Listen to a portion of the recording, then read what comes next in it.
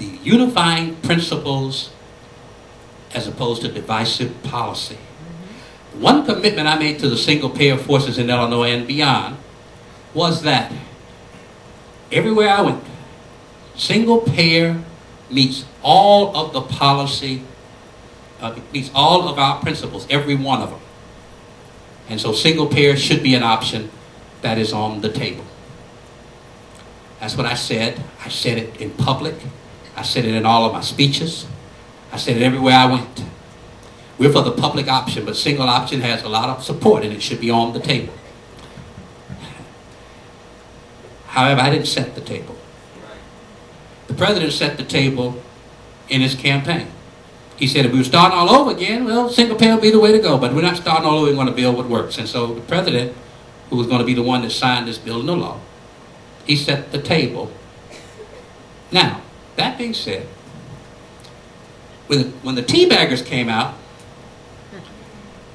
they were the unifying force of the single-payer movement and the public option movement, because we met the enemy, and it ain't us, it's them.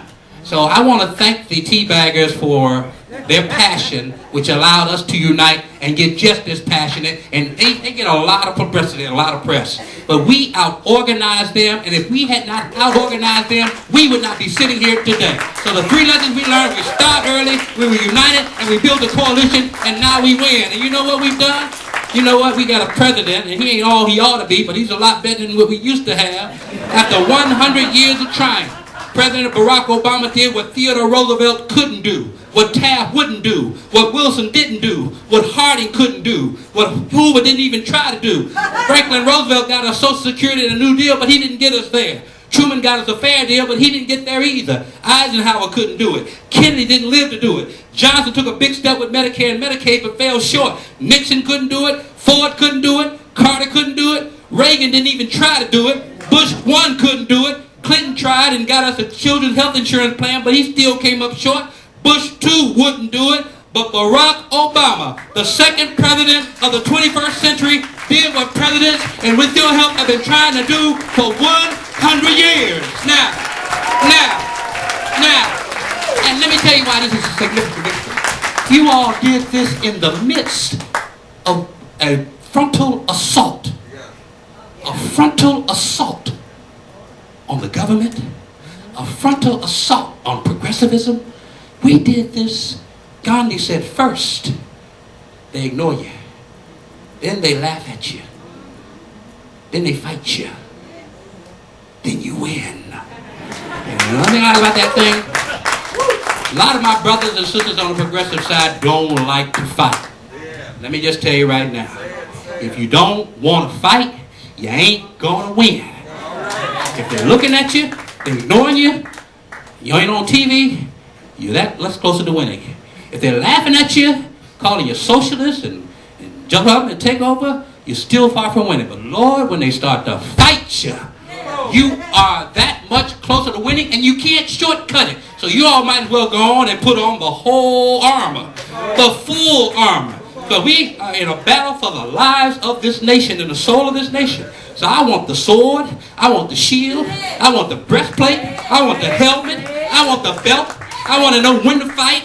I want to know when to stand still. But I know one thing, I didn't pick this battle. I didn't ask for this battle. But if it's a fight they want, it's a fight they're going to get. And we are in it to win it.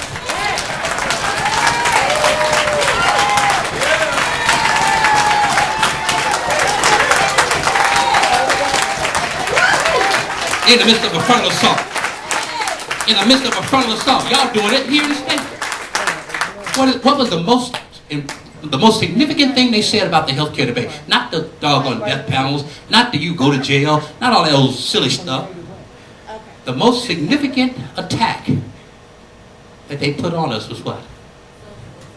Was what? The government takeover. No, that's kind of, that's bogus too.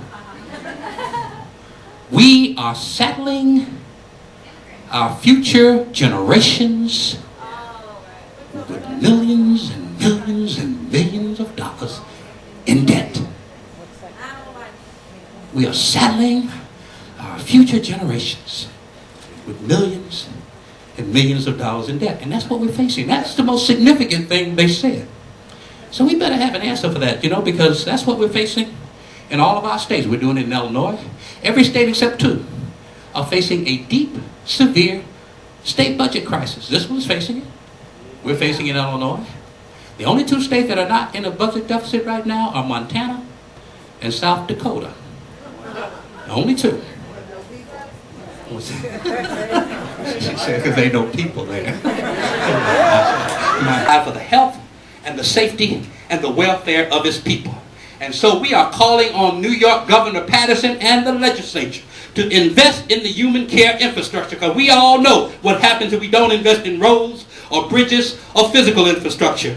We all know what happens if we don't tend to repair them. When a bridge falls down in Minnesota, they call that a crisis. When a levee breaks in Louisiana, they call that a crisis. Well, if we allow the human needs infrastructure to fall apart, that's a crisis as well. The most important thing we can invest in right now is to invest in health care and education and income assistance and family services. We need to provide for the people of the state. You all need to see that. You all need to take this matter and take it to the governor and take it to the legislature and make the people who can afford it be the ones to pay for it. Come on now. Come on now. And quote, you know who y'all can quote? Here's what y'all can quote. Quote, what's it got, Adam Smith? Anybody ever heard of him? Yeah. Let's quote him. He said, if I can find it, he said,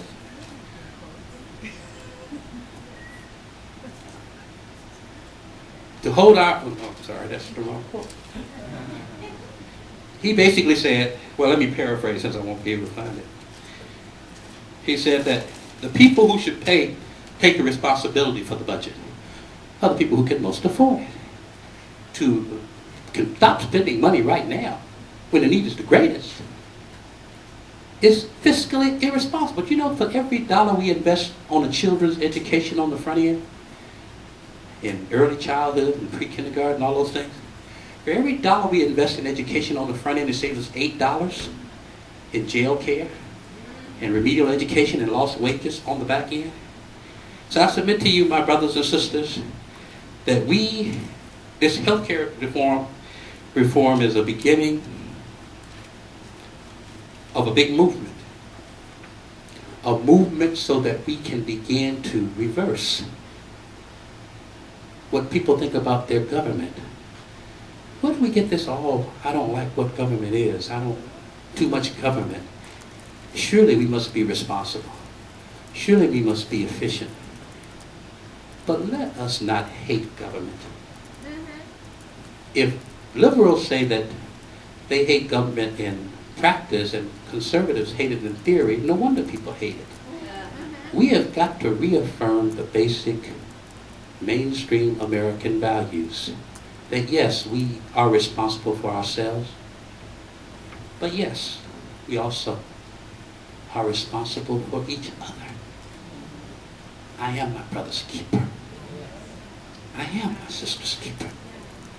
Shared responsibility. The moral arc of the universe is long, but it bends toward justice. Shared responsibility. Just because I'm a worker, state worker, that provides public safety don't mean I'm not concerned about education for children. Just because I'm a teacher doesn't mean that I don't care about other human services and other human needs. We're all in this together. Government is the thing that we do together. But lastly, Moms Mabley once said, if you always do what you always did, you always get what you always got. So behold, progressives, we must do a new thing. Old philosophy, Republicans are bad, Democrats are good. So if we elect enough Dems, we'll get good results.